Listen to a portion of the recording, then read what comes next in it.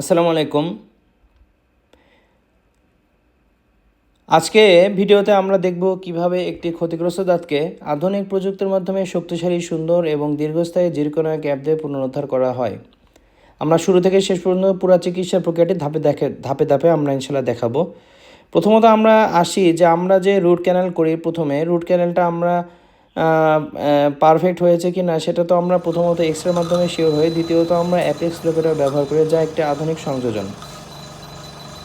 Apex locator দাঁতের root ক্যানালকে সঠিক দৈর্ঘ্য অত্যন্ত নির্ভুলভাবে নির্ণয় করতে সাহায্য করে। এর ফলে রুট ক্যানাল আরও নিখুঁতভাবে সম্পন্ন হয়, অতিরিক্ত বা কম পরিষ্কার হওয়ার ঝুঁকি কমে যায়, চিকিৎসার সফলতার সম্ভাবনা বৃদ্ধি পায়, অনেক ক্ষেত্রে অপ্রয়োজনীয় এক্স-রে কম লাগে, রোগী আরও নিরাপদ এবং মানসম্মত চিকিৎসা পান।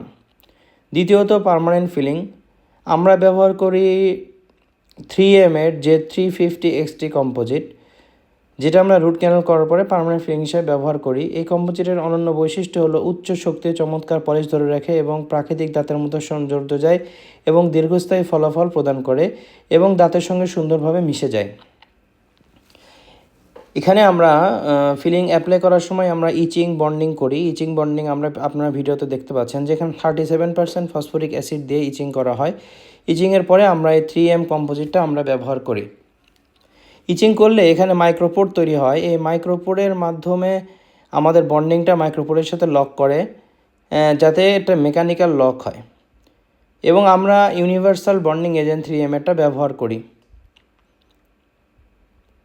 এরপরে আমরা কিউরিং লাইট ব্যবহার করি। কম্পোজিট বসানোর পরে প্রতিটি স্তরে LED কিউরিং লাইট দিয়ে আমরা আলাদাভাবে কিউর করা। সাধারণত প্রতিটি স্তরে 20 থেকে 30 সেকেন্ড পর্যন্ত কিউরিং হয়, যাতে কম্পোজিট সম্পূর্ণরূপে শক্ত হয়ে যায়।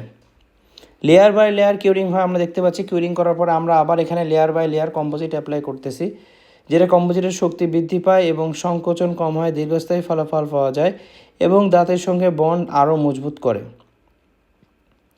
এজন্য কিউরিংটা আমরা লেয়ার বাই লেয়ার করে থাকি। এবং কিউরিং হয়ে যাওয়ার পরে আমরা যেটা করি, দাঁতগুলো প্রিপারেশন করে আমরা সিলিকন বেসড ইমপ্রেশন ম্যাটেরিয়ালস ব্যবহার করি। বেস এবং ক্যাটালিস্ট নির্ধারিত অনুপাতে ভালোভাবে মিশিয়ে নির্দিষ্ট ওয়ার্কিং টাইমের মধ্যে ইমপ্রেশন ট্রেতে বসিয়ে দাঁতে মাপ নেওয়া হয়। আপনারা দেখতে পাচ্ছেন এখানে আমরা বেস ক্যাটালিস্ট মিক্স করতেছি। এর সুবিধা হলো অত্যন্ত সূক্ষ্ম এবং ডিটেল ধারণ করতে পারে, বিকৃতি খুব কম হয়, ডাইমেনশন দীর্ঘ সময় স্থিতিশীল থাকে, রোগীর জন্য আরামদায়ক হয়। ল্যাবে অত্যন্ত নিখুঁতভাবে জিরকোনিয়া ক্যাপ তৈরি করা হয় এবং ক্যাপের ফিটিংস আরও সুন্দর এবং নিখুঁত হয়।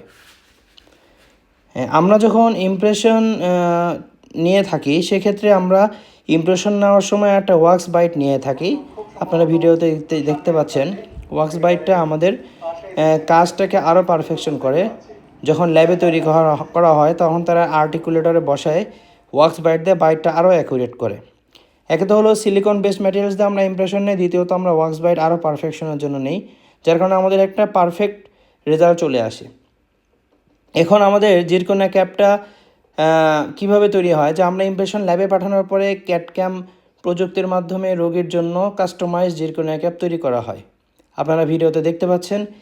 ক্যাপ তৈরি হয়ে গেলে সেটি রোগীর দাঁতে ট্রাই ইন করে ফিট, কন্ট্যাক্ট, অক্লুশন এবং সৌন্দর্য পরীক্ষা করার জন্য আমরা আগে প্রথমে ট্রায়াল দিয়ে থাকি। সব কিছু সন্তোষজনক হলে ডুয়াল কোর রেজিন ব্যবহার করে আমরা দাঁতটাকে বসাই। এখানে আর একটা জিনিস লক্ষণীয়, আমরা প্রথমে ক্যাপটা তৈরি করার পরে আমরা প্রথম অবস্থায় আমরা শেড গাইড দিয়ে আমরা শেডটা মেলে নেই, যে রোগীর দাঁতের যে অরিজিনাল কালার। আমাদের অনেকগুলো দাঁতের শেড রয়েছে, A1, A2, A3, B1, B2, B3, এরকম করে অনেকগুলো দাঁতের শেড রয়েছে। তো আমরা যখন রোগীর ইমপ্রেশন নেই, তখনই আমরা রোগীর দাঁতের যে শেড অরিজিনাল এবং মাল্টিলেয়ার জিরকোনিয়া ক্যাপ যখন তৈরি করা হয়, তখন দাঁতের শেডটা 100% মিলানো হয়। আমরা শেড মিলানোর পরে আমরা যেটা করি, ক্যাপ লাগানোর জন্য আমরা ডুয়াল কোর রেজিন সিমেন্ট ব্যবহার করি। এটা সবচেয়ে বড় সুবিধা হলো আলো পেলেও এবং আলো না পেলেও সম্পূর্ণ শক্ত হয়ে যায়। ক্যাপের ভেতরের অংশেও নির্ভরযোগ্যভাবে সেট হয়, অত্যন্ত শক্তিশালী বন্ড তৈরি করে, দীর্ঘদিন ক্যাপকে স্থিতিশীল রাখে। মাইক্রো লিকেজের ঝুঁকি খুবই কম হয়, ক্যাপ ফুলে যাওয়ার সম্ভাবনা একেবারে নাই বললেই চলে।